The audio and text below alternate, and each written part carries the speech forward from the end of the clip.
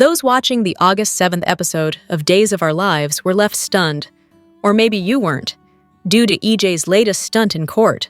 Though he and Belle had shared a little love in the afternoon prior to facing off yet again, when court was called to session, he ended up throwing her under the bus, instead of the sheets, and asked the judge to declare an immediate mistrial.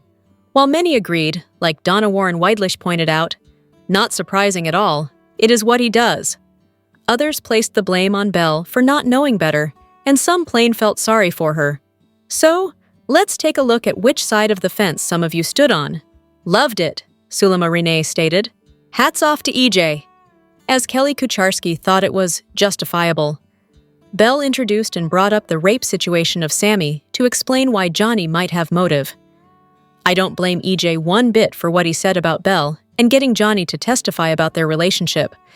And Vicky Taylor Grigston called EJ brilliant, then shared, as for Belle, if you sleep with a snake, you should be prepared to get bitten.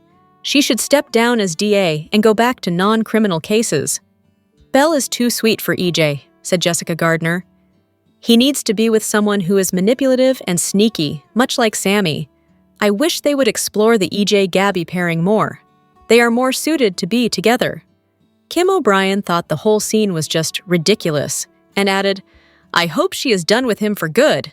And Mary Ellen Colley-Linkus simply posted, he did her wrong.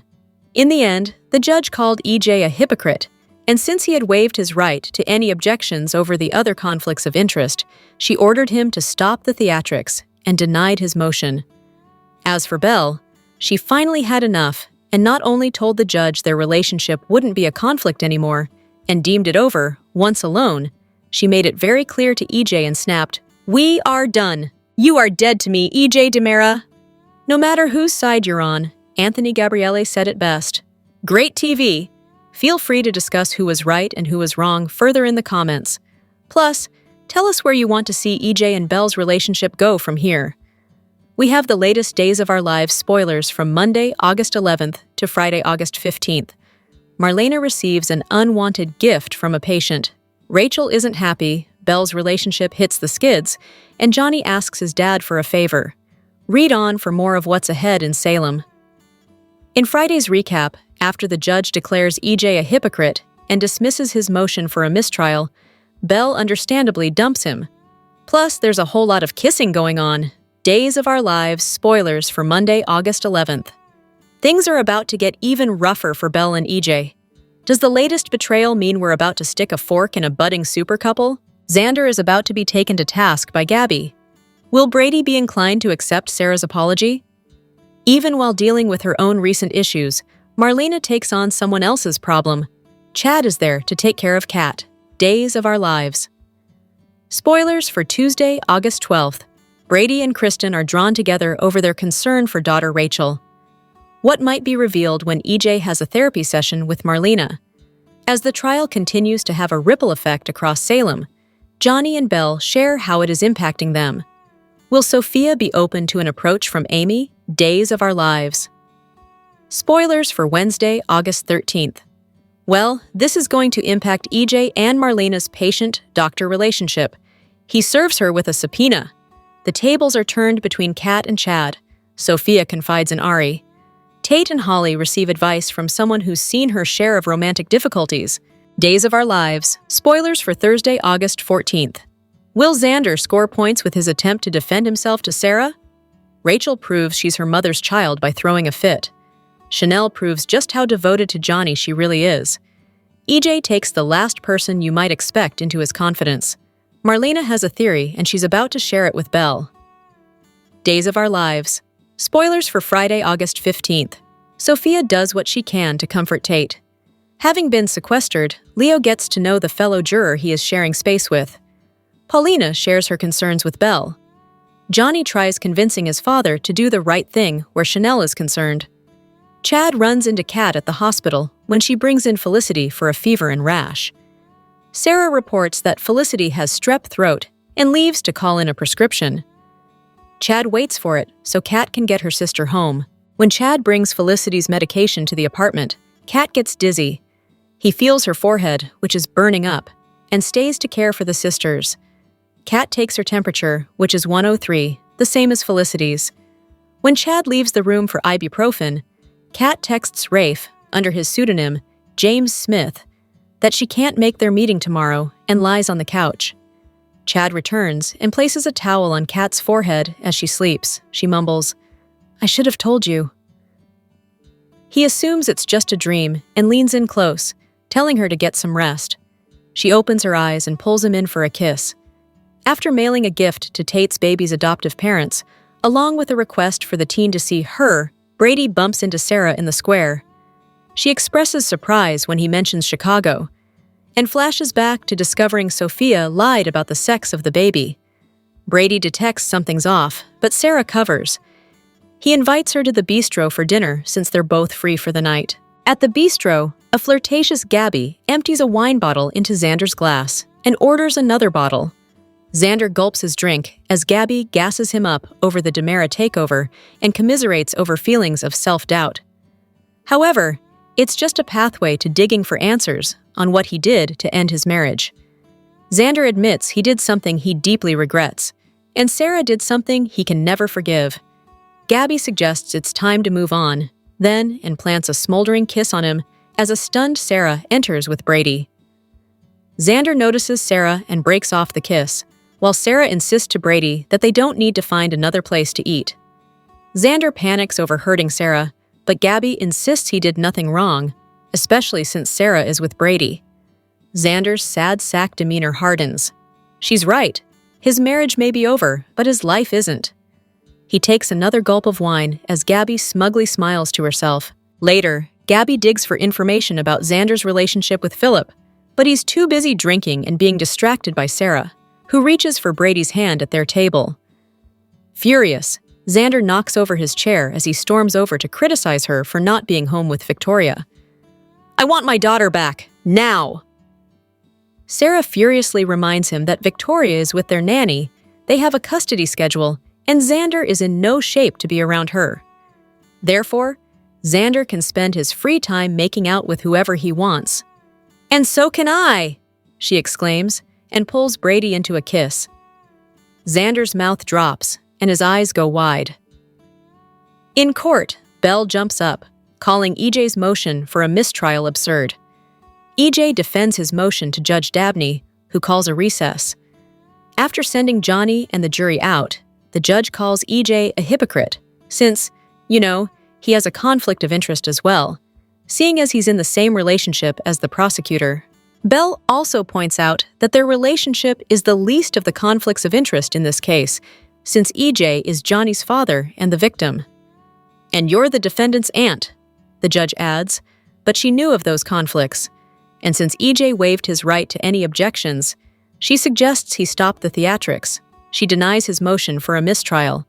Belle goes on the record stating that their relationship will no longer be a conflict of interest, since, as of this moment, we are no longer involved.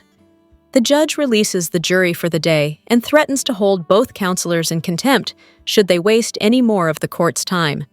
Belle storms out. A humiliated Belle rushes to the corridor where Johnny fills in Marlena. Johnny returns to the courtroom demanding answers from his father for the way he treated Aunt Belle. EJ insists he didn't have a choice since Belle was turning the jury against him. He will not apologize for trying to put a stop to that. Johnny softens and urges his father not to let this case ruin his happiness with Belle. EJ assures him he's the only one to blame. The Dimera men return to the corridor as Belle tells Marlena she will never forgive EJ for what he just did to her. A contrite EJ starts to speak, but Mama Bear Marlena shuts him down. Belle assures her mother she's fine and leads EJ into the empty courtroom. She lashes out at EJ for not caring about anyone who gets in the way of what he wants. "We are done. You are dead to me, EJ Dimera." In his office, Xander shares his concern with Alex that someone is trying to overturn the Titan-Dimera merger and instructs him to find out who is behind it. Meanwhile, Gabby meets with Steve, who used the Freedom of Information Act to get the merger filings that raised the red flag with Xander. Steve's not sure the answers are in there, but he'll keep looking. So will Gabby, who later calls Xander to make dinner plans. Alex comes to Steve for help finding the person who garnered information about the Titan-Dimera merger. The name they found was Daniel Lucas, which he assumes is an alias. Steve is oh so sorry, but says there's not enough information to go on. Since Steve is the best detective he knows, that's good enough for Alex. Steve has questions of his own, though, namely about Alex's grand theft and indecent exposure charges. Alex explains he was involved in a college prank involving stealing a fraternity's 50-year-old parrot, worth $10,000, and the toga he wore for the party ripped off during the failed heist. Steve chuckles and apologizes for the interrogation. Alex respects that he was just looking out for his daughter. But he doesn't have to worry because Stephanie is Alex's favorite person in the whole world. He knows how lucky he is to be with her, and he'll treat her like a queen. At the Beastro, Gabby and Xander banter over drinks until Xander calls her out for wanting Titan-Dimera to fail. She assures him her future depends on Titan-Dimera's success as much as his does. Once Xander is appeased, Gabby suggests they don't go back to the office tonight. Instead, she'll order them a bottle of wine. At the Dimera mansion, Tony holds a crystal decanter and asks Anna if she snuck port wine last night. "I never sneak wine," she says. "I only openly indulge and enjoy." He swore there was more left of his special vintage. Anna jokes that a spirit got into the spirits, leading her to relay her conversation with Susan about Stefano being alive. Anna reminds her skeptical husband that this is Salem. People have been raised from the dead by the multitudes. Tony doesn't think it's possible. Were he alive, Stefano would have never allowed Titan to take over Dimera Enterprises. Tony vows to get it back with Gabby's help. Anna hopes this doesn't mean he wants to stay in Salem. Tony assures her that Gabby will be CEO and he can pull strings from anywhere in the world.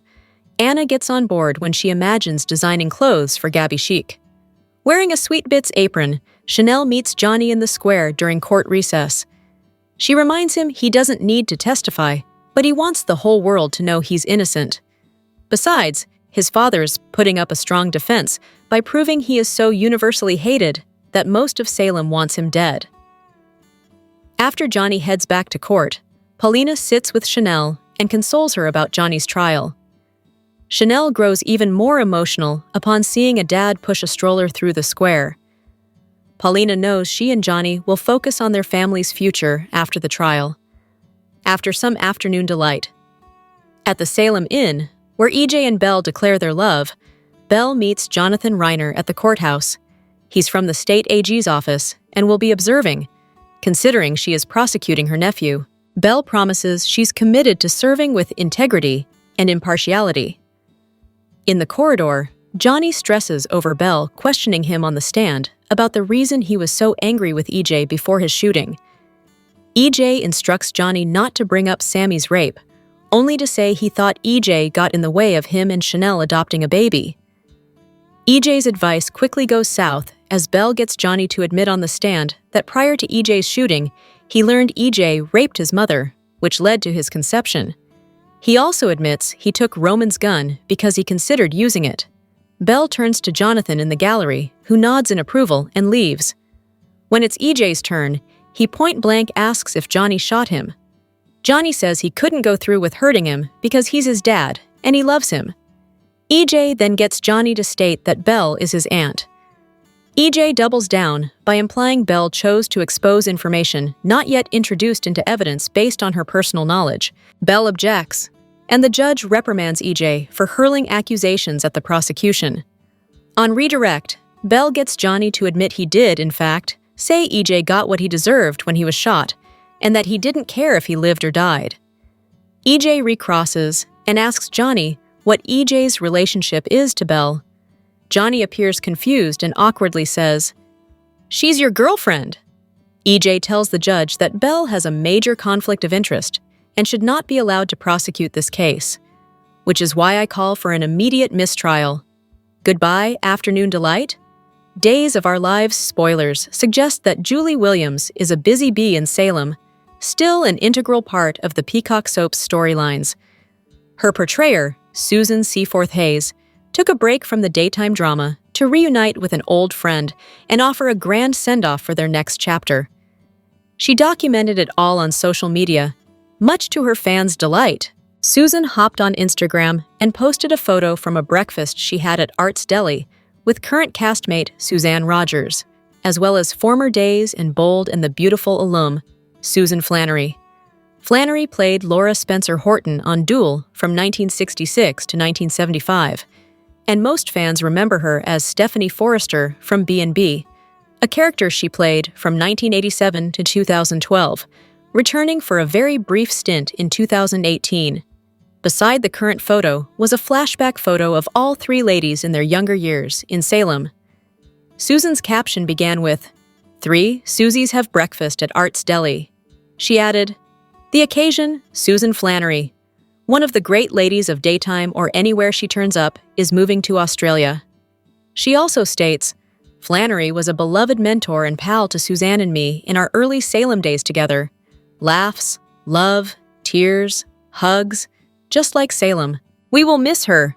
Hayes included the hashtags #Susan Flannery, #Susan Hayes, #Suzanne Rogers. Fans were quick to enter the conversation, marveling at the daytime legends. Laura Belle, the young and the restless. Christine Blair chimed in by adding a heart emoji with 3 stars, while Duel's Greg Rickhart, who plays Leo Stark, wrote, "Incredible." Meanwhile, X-Days castmate Kevin Spurtus, who played Dr. Craig Wesley, wrote, "Glorious."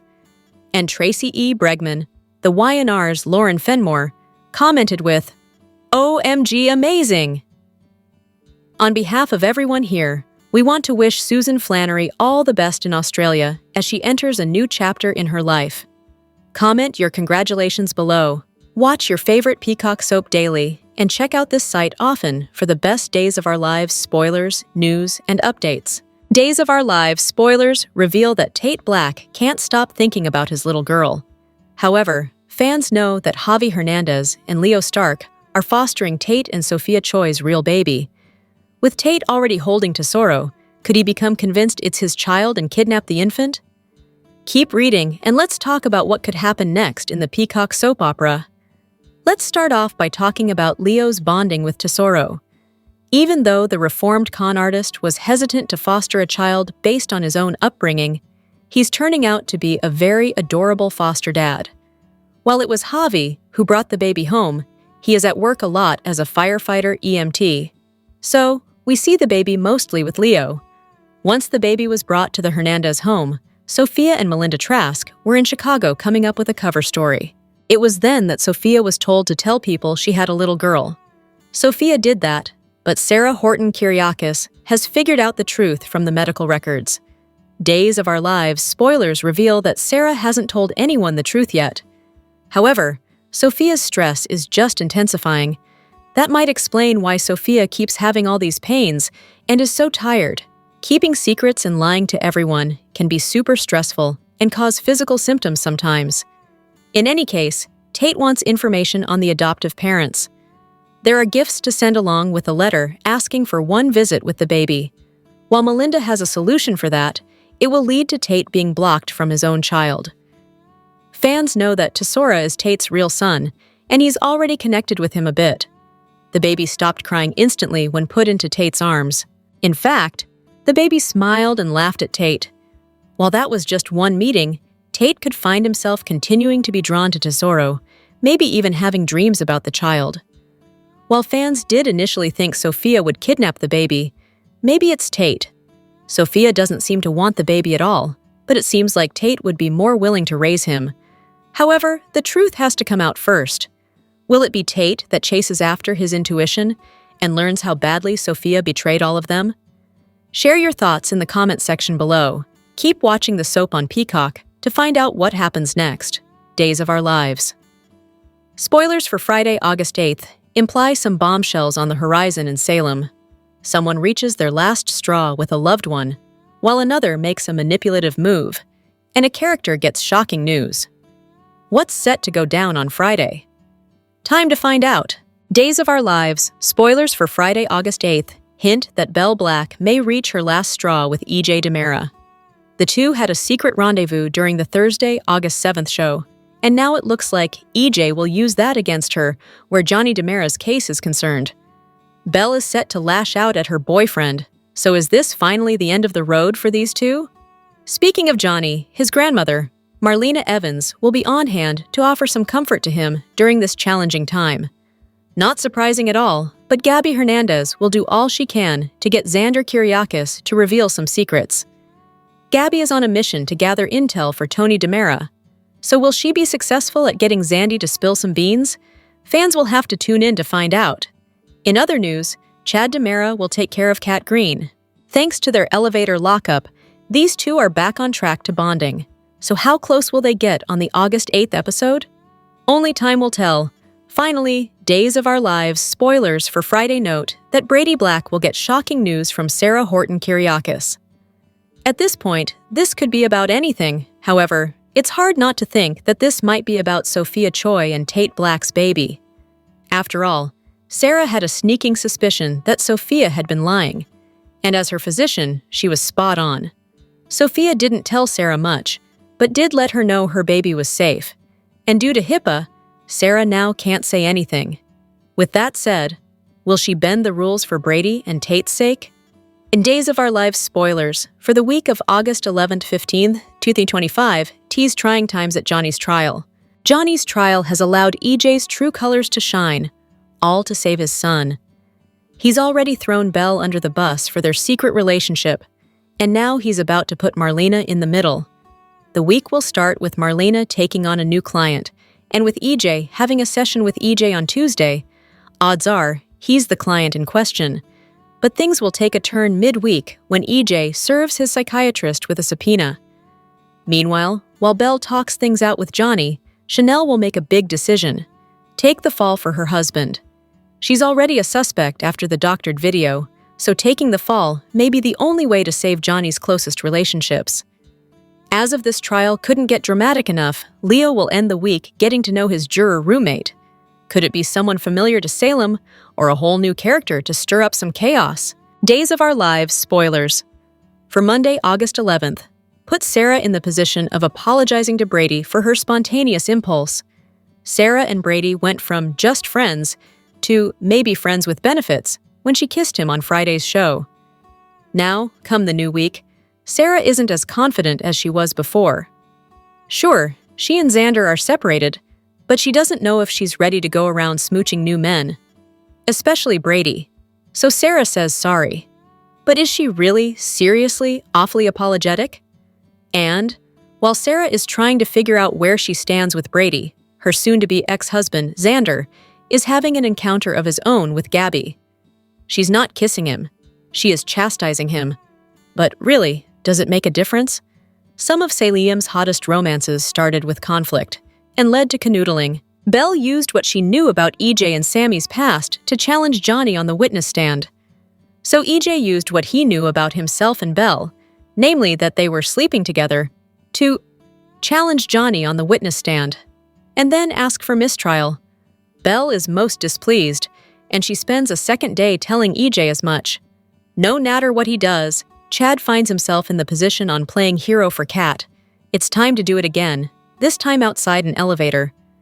But does Chad realize her issues are more than he can handle alone?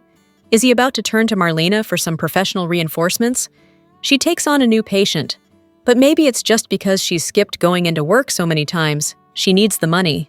The couples in the Friday, August 8th episode of Days of Our Lives were a hot mess of drama, feverish dreams, and bad choices. As suspected, EJ's dirty tactics to get a mistrial fell on deaf ears. The judge wanted nothing to do with his underhanded stunt. EJ knew the move was risky, but he figured things would fall in his favor. He set it up that way.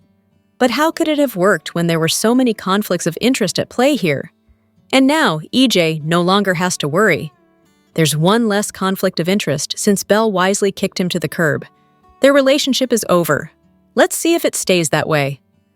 Understandably, she felt used and humiliated. Hope the sacrifice was worth it, EJ. Felicity apparently came down with strep throat, and then Kat started feeling ill. Chad decided to stick around Kat and Felicity's apartment and take care of Kat. After all, she had a high temperature, just like her sister. Subsequently, she started talking in her sleep, and then she woke up and saw Chad there. Did she still think she was dreaming? Anyway, a sick and feverish Kat then started kissing Chad. Let's hope that Chad doesn't come down with anything after this. Meanwhile, things got a bit sloppy at the bistro as Gabby made sure Xander imbibed a ton of wine, all the better for getting the truth about his relationship with Philip out of him. And he did pour his heart and soul out about his relationship with Victor, and Gabby really started making inroads with him. The two even started kissing, and that's when Sarah and Brady walked in and witnessed the exchange. It all started out nice and friendly with Brady and Sarah in Horton Town Square. Then they decided to have dinner at the bistro. After walking in and immediately witnessing Gabby and Xander kissing, things got tense. But Sarah refused to leave because she said this was her reality now. She'd just have to deal with it. Eventually, an inebriated Xander came over, acting jealous and telling Sarah she should be at home with Victoria. Things got infinitely more sloppy when Sarah told her legally separated ex that he's not the only one who could make out with someone. She could too, and then she planted one on Brady. So these kisses involving Xander and Sarah, they weren't genuine. Gabby tried to get the goods on Xander, and Sarah attempted to get back at Xander. The question is, will those kisses lead anywhere? What did you think of all the messiness of Friday's episode? Let us know in the comments. He's legally separated from his soulmate, Sarah. She's on the outs with her good guy boyfriend, JJ. It leaves both Xander and Gabby free for a new romance on Days of Our Lives, and it's a surprise coupling that could actually thrive. The pair started bonding innocently enough when Xander was having a difficult time caring for his young daughter, Victoria, at the Titan office complex. Gabby arrived just in time to soothe the fussing toddler, impressing a grateful Xander and imparting some maternal wisdom. Victoria is at the age where she simply wants and needs her mother. Xander received the message loud and clear, promptly arranging a visit between the Tyke and Sarah. Meanwhile, Gabby opened up to Xander about her daughter, Ariana, Marissa Ramirez, who had gone missing during a senior class trip. Xander not only listened, but also offered Gabby support and a warm embrace when she broke down in his arms in tears. It was another step in the pair's next connection, and it played out beautifully. Not that viewers were ever expecting it. When Gwen resurfaced in Salem right after Xander's marriage imploded, it was the natural assumption that he would rebound in his former fiancé's arms. But the soap's writers threw fans a curve, having Xander quickly rebuff his ex after they shared a few steamy kisses. Having Xander take an interest in Gabby instead was an intriguing surprise and a nice change of pace. It was a fresh twist rife with possibilities, and so far it's played out seamlessly, largely because there's a natural, easy flow between the two characters and the actors who portray them. Parenthood and being suddenly single aside, Xander and Gabby are also cut from the same cloth. They're both driven by power and corporate machinations. Neither is afraid to cross over to the wrong side of the law when necessary. And they both share a criminal past. In fact, Gabby's probably one of the few women in Salem who can go toe-to-toe with Xander when it comes to their list of misdemeanors and murder. Together, the two could freely thrive in their own skin and be who they truly are. Xander wouldn't have to worry about towing the line and disappointing Gabby, the way he always has Sarah. And Gabby wouldn't have to play the nice, good girl to fit JJ's image of the perfect mate. Given the opportunity, Xander and Gabby really have a chance to succeed, and perhaps even emerge as one of the show's most exciting couples in years. Dual spoiler alert! Here's your sneak peek at what's happening in Salem from Monday, August 11th to Friday, August 15th, 2025. Stream Peacock every weekday to see how everything plays out on Days of Our Lives. Monday, August 11th, 25. Belle rips into EJ. Gabby admonishes Xander. Sarah apologizes to Brady. Marlena takes on a new patient. Chad tends to Kat. Brady and Kristen worry about Rachel. EJ has a session with Marlena. Belle and Johnny commiserate over the difficult nature of this trial. Amy reaches out to Sophia. EJ serves Marlena a subpoena. Kat returns the favor to Chad. Sophia confides in Ari. Belle offers advice to Tate and Holly. Xander defends himself to Sarah. Rachel throws a fit with Kristen. Chanel is willing to take the fall for Johnny. EJ confides in Gwen. Marlena admits a theory to Belle. Sophia tries to comfort Tate. Leo gets to know his juror roommate. Paulina shares her worries with Belle. Johnny asks EJ to go easy on Chanel. Days of Our Lives streams weekdays on Peacock. Welcome to the Days of Our Lives Daily YAPP for a quick, and by that, I mean you're already halfway done, recap of the most amazing or what the heck did we just watch moments on today's episode. Let's get to it. Leo is a juror, right? So, where the heck is he? When Belle and EJ first picked Salem's 21st Century Calliope Jones for the jury, we were giddy with excitement and thought this would be the best soap trial we had seen in years. After all, Days of Our Lives finally sprang for a courthouse set, made the prosecutor the defendant's aunt, and made the victim of the crime and father of the defendant the defense attorney. And then, the show put Leo on the jury. What could be better than that? The problem is, we don't ever see him. How much more delicious would this week have been if we saw Leo's facial reactions to the courtroom drama, especially the moment when EJ asked for a mistrial because he forced Johnny to tell the court that Belle was his girlfriend. The judge even directly addressed the jury after that moment, but we were not allowed to see our favorite juror. While it was nice to hear Leo lament about how boring the trial was and how he felt it needed a program like a Broadway musical, actually seeing him during the court proceedings would have been much more fun. One can only hope that the show finally uses Leo correctly next week as the trial continues, especially during deliberations, because there's no doubt that would be quite a hoot. Want more details? We got you! Soap Central has the best full duel recaps on the internet. You can even go back over 30 years and read each and every one of them.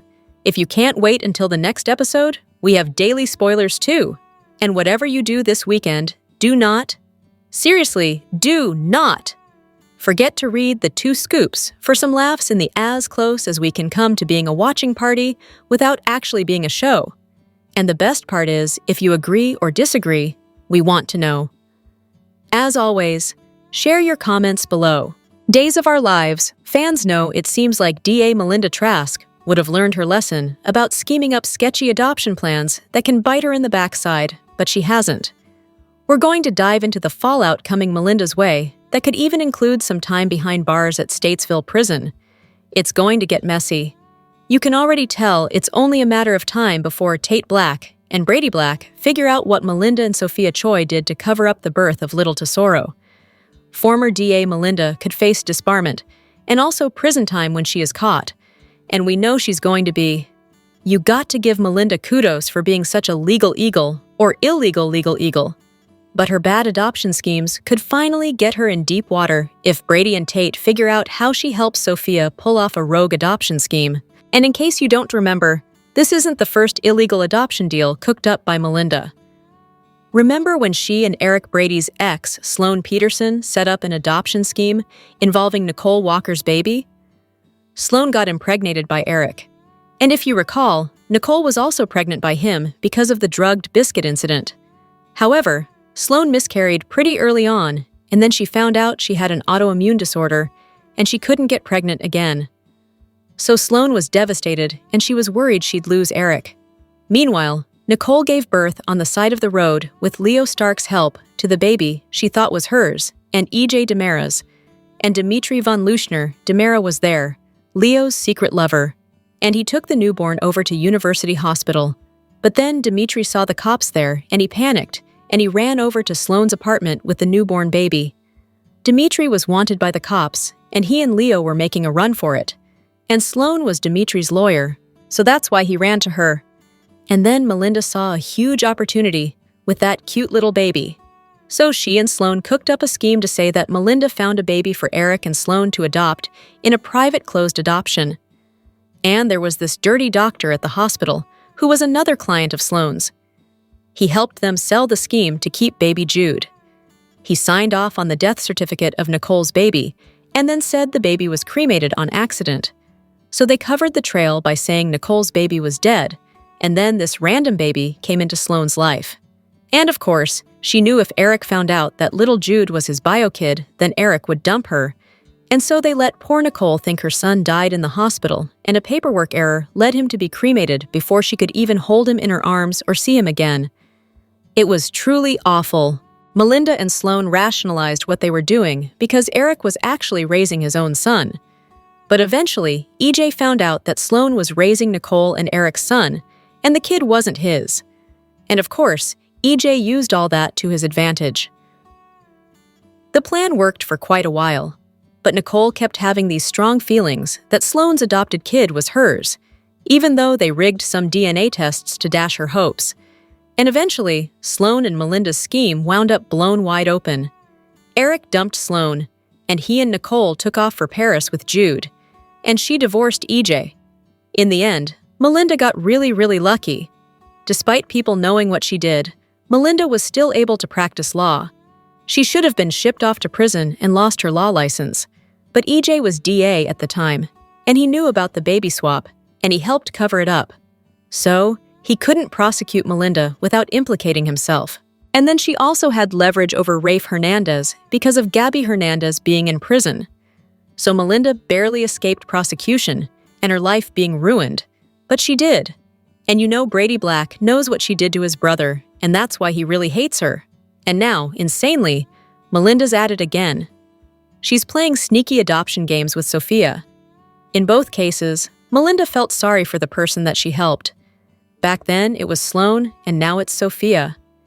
And Melinda's all tangled up because of her adoption issues with her daughter Haley Chen. If you recall, Melinda got pregnant as a teen, and her parents forced her to let them raise Haley as her sister, not her daughter, so she could get on with her life. But it is something that Melinda has regretted for a long time. Now, we've seen Melinda's soft side when Sophia came to her before she gave birth, and was looking for help with the adoption for her and Tate. But then Brady blew up, and he refused to let Melinda be Tate and Sophia's lawyer, specifically because of her stunt with Sloane. And then when Sophia went into labor on her own, gave birth, and dropped little Tesoro at the fire station, instead of asking her parents for help or Tate for help, Sophia called on Melinda. And she's the one who got Sophia checked out to make sure she was healthy after giving birth. She got her the fake Prego belly to wear for a few weeks, and then they waited till Tate was headed to Senior Lake Week with Holly Jonas. And with him out of the way, Melinda took Sophia to Chicago to implement the final part of the plan. Melinda had Sophia sending fake texts and voicemails to Tate telling him she was in labor, and then that she gave birth.